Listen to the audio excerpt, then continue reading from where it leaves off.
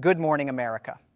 Tonight we begin with a decision that Pentagon officials, NATO commanders, and intelligence analysts across 3 continents had feared, anticipated, and now are scrambling to respond to. A decision that unfolded not over weeks of diplomatic negotiations, but in 48 hours. 48 hours that sent shockwaves through Moscow's military command. 48 hours that triggered emergency meetings inside the Kremlin. 48 hours that forced Vladimir Putin to reconsider his entire military strategy in Ukraine. What the Trump administration announced today crossed a line that Moscow had hoped would hold. And when that line broke, Russia did not respond with strength. They responded with confusion, panic, and unprecedented military reshuffling. Tonight, we are going to break down exactly what happened, why it matters, and what it tells us about the next phase of this war. Because what you are about to hear is not just another headline, it is a turning point. For weeks now, there had been signals, not official Pentagon statements, not formal White House announcements, just signals that the Trump administration was preparing something unprecedented. The administration has been unpredictable, yes, but they have been strategic in their unpredictability. Their moves have followed a certain rhythm, a logic, almost a pattern that experienced observers had learned to read. But what set off alarm bells in Moscow this week was that the pattern went silent. Intelligence analysts who monitor Pentagon communications and weapons logistics know the indicators, the classified briefings with European allies, the unusual shipments moving through Polish logistics hubs, the sudden increase in encrypted communications between Washington and Kiev, the diplomatically backed channels that normally buzz with activity going completely dark. All of that went quiet. And whenever Washington goes quiet, it means something is about to get loud. For months, Russia had been watching the Trump administration's approach to Ukraine with a mixture of uncertainty and cautious optimism. There were moments when Moscow believed that this administration might pursue a different path, one that prioritized negotiation over escalation. There were signals, or what Moscow interpreted as signals, that suggested Washington might be willing to pressure Kiev toward concessions. But those interpretations, we now know, were dangerously wrong. Because while Moscow was reading tea leaves and parsing every Trump statement for hidden meanings, the Pentagon was quietly assembling the most significant weapons package since the war began. And they did it without leaking a single detail. That in itself was remarkable. In a town where secrets have the shelf life of fresh fruit, this one held. And when it finally broke, it broke like a thunderclap. Early this morning, Pentagon officials confirmed what they described as a comprehensive weapons authorization package, including advanced long-range strike systems that had not been approved for Ukraine in over 2 years of conflict. These are the kinds of weapons systems that the United States only authorizes when they are signaling something very specific. Total commitment to Ukrainian victory, a fundamental shift in escalation tolerance, or a complete abandonment of previous red lines. Moscow's analysts did not know which category this fell into or whether it fell into all 3 at once. But what they did know was that Washington was changing its posture.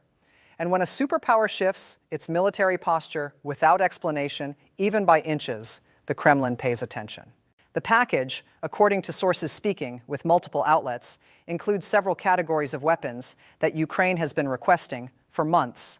Extended-range ATACMS missiles, capable of striking deep into Russian-held territory, advanced drone systems with enhanced targeting capabilities, next-generation air defense components that would significantly strengthen Ukraine's protective umbrella, and most significantly, authorization for Ukraine to use these systems against targets inside Russia itself.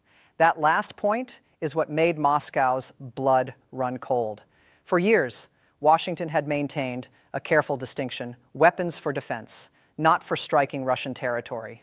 That distinction evaporated this morning, and Putin noticed. Within hours of the announcement, satellite imagery showed unusual activity at multiple Russian military installations. Command vehicles were moving. Communication arrays were being repositioned, and transport aircraft that normally sit idle were suddenly being fueled. Something had changed, and that something was panic. The statement issued by the Pentagon tonight was not normal. It was not routine. It was not symbolic. It was a direct message to Moscow.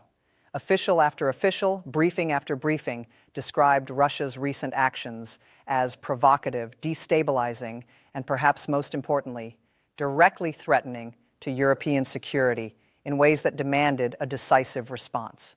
For months, Moscow had believed that escalation dominance remained in their hands. They believed that by threatening nuclear rhetoric, by mobilizing forces, by launching waves of attacks on Ukrainian civilians, they could intimidate the West into hesitation. But intimidation only works if the target hesitates. The Trump administration did not.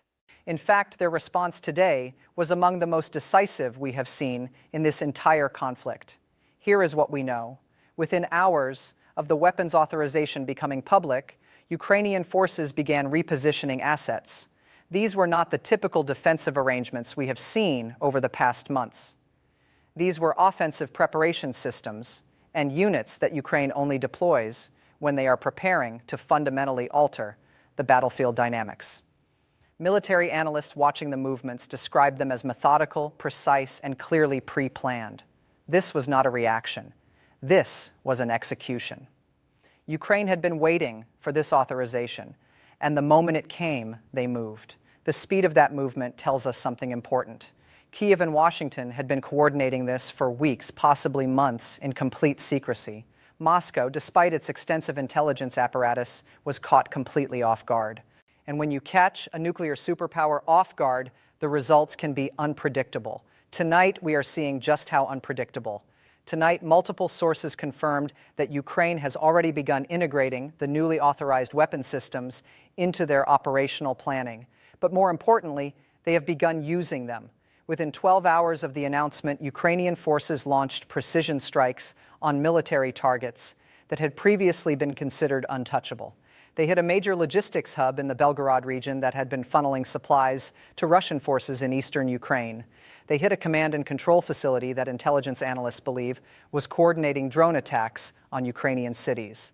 They hit an ammunition depot that satellite imagery showed had been recently expanded, likely in preparation for a spring offensive that may now never happen. In other words, Ukraine targeted the nervous system of Russia's military operations, the infrastructure that would have made their next offensive operational. This is what made the Pentagon's authorization so urgent. Russia's recent moves were not just symbolic, they were actionable. They represented the kind of preparations that could have resulted in a major escalation if left unchecked. And Ukraine, understanding that fully, responded with force, not recklessly, not impulsively, but strategically. They did not strike civilian targets. They did not attack population centers. They did not escalate beyond military necessity. They hit logistics nodes. They hit command centers. They hit the infrastructure that Russia needs to sustain offensive operations. And they did it with precision that surprised even Western analysts. The accuracy of these strikes tells us something important about the intelligence sharing between Washington and Kyiv. These were not lucky shots.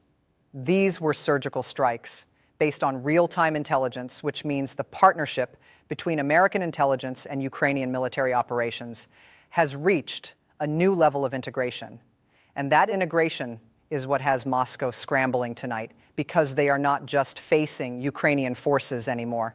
They are facing Ukrainian forces with American eyes, American technology, and now American weapons that can reach targets Russia thought were safe.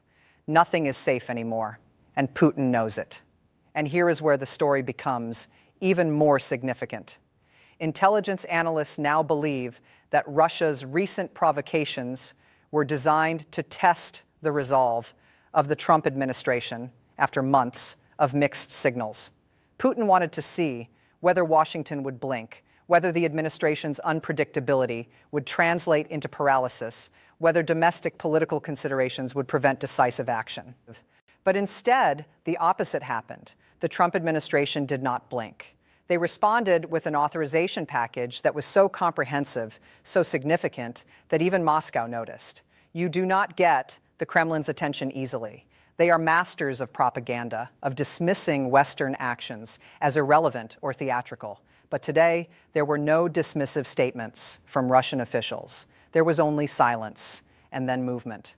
Military analysts speaking with international media under anonymity described Russia's response as reactive, a scramble to reposition assets and protect facilities that suddenly became vulnerable.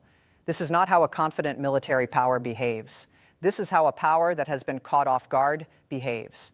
Putin wanted to probe Washington's commitment, but Ukraine proved today that they remain both capable and willing. Their strikes were not only accurate, they were timed so precisely that Russian air defenses had minimal response time. That timing matters because it shows integration with real-time intelligence. It shows that Ukraine is not operating alone. They are operating as part of a coordinated Western response. And that coordination is what makes this moment so dangerous for Moscow, because Putin can calculate Ukrainian capabilities. He has been doing it for 3 years. But calculating American commitment, that is a different equation entirely. And today that equation changed. As reports continued coming in throughout the evening, we learned more about the scale of Ukraine's response. Ukrainian drone units carried out simultaneous strikes on at least 6 different targets, forcing Russian air defense systems to make impossible choices about prioritization. Artillery units targeted forward positions that had been reinforced in the last 72 hours, suggesting real-time intelligence about Russian movements. Special operations forces operating deep behind Russian lines reportedly disrupted communication networks used by Moscow to coordinate their forces. This was not just a response. This was not just a retaliation. This was a demonstration.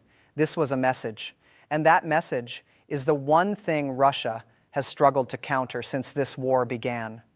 For every advance they have made, Ukraine has countered with something that complicates their calculations. For every weapon system they have deployed, Ukraine has found vulnerabilities. For every threat they have issued, Ukraine has responded with action. The asymmetry of this conflict has always favored Ukraine in terms of will. But now, with these new weapons, it is beginning to favor them in terms of capability as well. And capability plus will is a combination that should terrify Moscow, because they have been betting for 3 years that Ukrainian will would eventually break, that Western support would eventually fade, that time was on their side. Tonight, that bet looks worse than ever. Remember, Putin thought this would be over in 3 days. He thought Kyiv would fall before the West could respond. He thought Zelensky would flee and a puppet government would be installed. He thought NATO was too divided, too weak, too distracted to mount a meaningful response.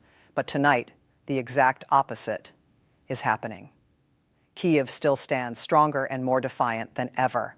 Zelensky has become a symbol of resistance, recognized around the world. NATO is more unified than it has been in decades. And now, the most advanced weapons in the American arsenal are flowing into Ukrainian hands. Everything Putin calculated has proven wrong. Every assumption he made has been shattered. Every timeline he set has been blown apart. And now, 3 years into a war he thought would last 3 days, he is watching his military scramble to respond to weapons he never thought Ukraine would receive. History will record this moment, the moment when American commitment to Ukrainian victory became undeniable, the moment when Putin's gamble finally and definitively began to collapse. What makes this moment so critical and so dangerous is that Putin's latest provocations happened at a time when he is under immense internal pressure. Russian military hardliners want escalation, want total commitment, want a mobilization that would dwarf anything seen so far. Russian oligarchs want an end to sanctions, want stability, want a return to the economic conditions that made them wealthy. Russian civilians want their sons and husbands home, want an end to the casualty reports, want normality to return. Russian security services want victory, but they also want to preserve the state apparatus that keeps them in power. Putin is balancing these demands while fighting a war that has gone worse than anyone in Moscow imagined. And when leaders in that position make sudden moves, they are not doing it from strength. They are doing it from pressure. They are doing it from vulnerability. That is what makes this moment so unpredictable. A confident Putin is dangerous. A desperate Putin is more dangerous. And tonight, Vladimir Putin looks desperate. His military is scrambling. His propaganda machine is struggling to explain why targets inside Russia are suddenly being hit. His generals are repositioning forces to protect assets that were never supposed to be threatened. This is not the behavior of a leader in control. This is the behavior of a leader who has lost the initiative. And losing the initiative in war is often the first step toward losing the war itself. The Pentagon statement, now circulating through every major news outlet in the world, was designed to signal that Washington is not willing to allow Russian aggression to go unanswered. And administration officials said plainly that Russia's recent actions were inconsistent with any framework for peaceful resolution that is diplomatic language, for we are done waiting for you to negotiate in good faith. You do not usually hear that tone from the Pentagon unless something serious is at stake. But there is more. The statement also included language about ensuring Ukrainian partners have the tools necessary to defend their sovereignty and territorial integrity. Notice the word choice. Not just defend, but restore territorial integrity. That is language. That includes Crimea. That is language. That includes the Donbass. That is language that Moscow absolutely did not want to hear because it suggests that Washington's objectives have expanded. It is no longer just about stopping Russian advances. It is about reversing them. And reversing Russian territorial gains is the one outcome Putin cannot survive politically. He has staked everything on this war, his legacy, his power, his place in Russian history. And tonight, that stake looks shakier than ever. Meanwhile, President Zelensky addressed the Ukrainian people in a firm, resolute speech tonight. He said, "Today, our partners have shown that they stand with us, not just in words, but in weapons." He said, "Every missile system we receive is a message to Moscow that their aggression will not stand." And he said, "We did not choose this war, but we will choose how it ends, and it will end with Ukrainian victory." These are not rhetorical flourishes. These are statements from a wartime leader who understands just how high the stakes have become. Zelensky has walked a tightrope for 3 years, pleading for weapons while maintaining dignity, accepting aid while asserting sovereignty, fighting a superpower while keeping his people's spirits alive. Tonight, he sounded like a man who finally has the tools to finish the job. And that confidence was not lost on Moscow. Putin has tried everything to break Zelensky. Assassination attempts, propaganda campaigns, missile barrages on civilian infrastructure, nothing has worked. And now Zelensky stands stronger than ever, with American weapons flowing into his arsenal. That has to be Putin's worst nightmare come to life. Here is what makes the situation even more concerning. Russia's latest provocations were not isolated. Along with their military posturing near Ukraine, Russian naval vessels increased activity in the Black Sea, testing Ukrainian coastal defenses. Russian cyber units launched renewed attacks on Ukrainian infrastructure, attempting to disrupt communications. Russian aligned forces in other regions increased their operational tempo, suggesting a coordinated pressure campaign. All of this happened within the same 72-hour window. When Russia moves multiple pieces at once, it means something larger is underway. They were testing, probing, looking for weaknesses. But instead of finding weakness, they found resolve. And now they are scrambling to figure out what comes next. The coordination between these various Russian actions suggests central planning. This was not random. This was a strategy. But strategies only work when the enemy responds as expected. Ukraine did not. Washington did not. And now Moscow has to figure out their next move while their original plan lies in ruins. That is a dangerous position for any military power, and it is an especially dangerous position for one led by a man who cannot afford to show weakness. Intelligence analysts are now considering several possibilities. One is that Russia is preparing for a major offensive, using these provocations as cover for military preparations.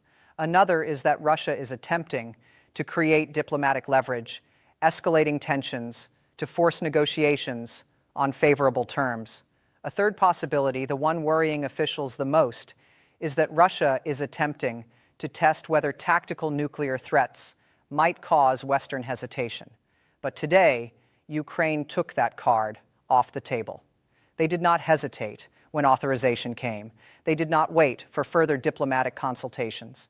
They did not pause to gauge Russian reaction. They struck hard, fast, precisely, and in doing so, they demonstrated that threats will not deter them. That escalation will be met with escalation, that every Russian provocation will have consequences. This is the message Moscow needed to hear, because the only thing that deters a bully is strength. And tonight, Ukraine showed strength that even Moscow cannot ignore. What we are watching now is a test of resolve. Russia wants to see whether Western unity will crack under pressure. Ukraine wants to show that their determination remains unshakable. The Pentagon wants to prevent Russian victory without triggering direct confrontation, and European allies want to prevent the war from spilling beyond Ukraine's borders. All of these objectives are being tested simultaneously. Every decision matters. Every signal is analyzed. Every action has consequences. This is high-stakes geopolitics in real time, and tonight the balance shifted. Maybe not permanently, maybe not irreversibly, but significantly, because Russia learned something today that they did not know yesterday. American commitment to Ukraine is not theoretical, it is not conditional, it is real, and it comes with weapons that can reach targets Moscow thought were untouchable. That changes the calculation. That changes everything. Tonight, we have heard from defense officials who are now monitoring Russian military movements across multiple regions. They say Russian forces are repositioning air defense assets to protect installations that were previously considered low-priority targets. They say Russian command and control networks are showing signs of disruption, consistent with the Ukrainian strikes we discussed earlier. And they say Russia's decision to escalate tensions is likely part of a broader strategy intended to create chaos before expected spring diplomatic initiatives. But Ukraine is not backing down. In fact, Ukraine is doubling down. Their response today, swift, precise, and devastating, sent a message to Moscow that aggression will be answered. And it sent a message to Washington that their investment in Ukrainian defense is paying dividends. This is what successful deterrence looks like. Not threats, not rhetoric, action. And when action speaks, even the Kremlin listens. The coming days will be critical. Russian response to these strikes will tell us much about their remaining capabilities and their strategic thinking. But whatever comes next, today marked a turning point. A day when the balance of this conflict shifted, perhaps permanently, in Ukraine's favor. As the night goes on, we expect more details to emerge about what exactly Russia hoped to achieve with their recent provocations. But what we do know is that Washington's response was timely. It prevented Russia from believing that aggression would go unanswered. It provided Ukraine with the tools they need to take the fight to Russian forces. And it sent a message to allies and adversaries alike that American commitment remains strong. What happens next will depend on what Putin does in the next 48 to 72 hours. If he escalates further, this moment will be remembered as the beginning of a new and more dangerous phase. If he backs down, Washington and Kiev have already shown they are ready to press their advantage. They have shown they are ready to act. They have shown they are ready to win. The initiative has shifted. The momentum has changed. And for the first time in months, Russia looks uncertain. That uncertainty is strategic gold, because uncertain enemies make mistakes. And mistakes in war have consequences. Tonight, the consequences are becoming clear. And tonight, for the first time in months, the Kremlin appears to be uncertain. Moscow is quiet. Too quiet. And when Putin is quiet, it means he is calculating. It means he is choosing his next move carefully. Because tonight, Vladimir Putin learned something he has learned many times, but continues to forget. Ukraine will not surrender. The West will not abandon them. And every escalation will be answered with force. This story is far from over. But tonight, one thing is clear. Russia's gamble is failing. Ukraine's resolve is unbroken, and the weapons that will shape the next phase of this war are now in Ukrainian hands, and we will be here, watching every detail as the next phase unfolds. If you found this breakdown valuable, make sure to subscribe and hit the notification bell. We are covering every major development in this conflict as it happens. Share this video with anyone who needs to understand what is really happening on the ground, and drop a comment below. What do you think Putin's next move will be? I read every comment and I want to hear your analysis.